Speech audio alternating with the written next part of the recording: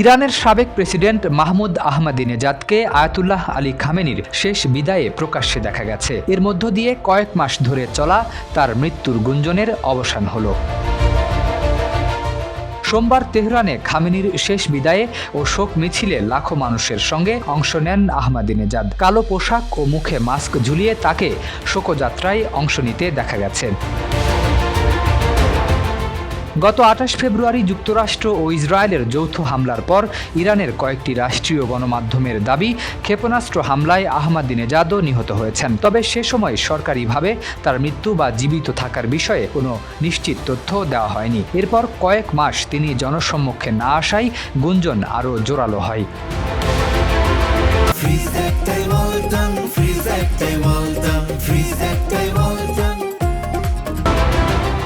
এদিকে তেহরানে অনুষ্ঠিত এই রাষ্ট্রীয় শোকযাত্রায় ইরানের পররাষ্ট্রমন্ত্রী আব্বাস আরাকচি সহ শীর্ষ নেতারা অংশ নেন। রাষ্ট্রীয় টেলিভিশনের হেলিকপ্টার থেকে ধারণ করা ভিডিওতে রাজধানীর বিভিন্ন সড়কে লাখো মানুষের উপস্থিতি দেখা যায়। ইরানি কর্তৃপক্ষের দাবি, এই শোকযাত্রায় প্রায় ২ কোটি মানুষ অংশ নিতে পারেন। শরীফ উদ্দিন, ইত্তেফাক নিউজ।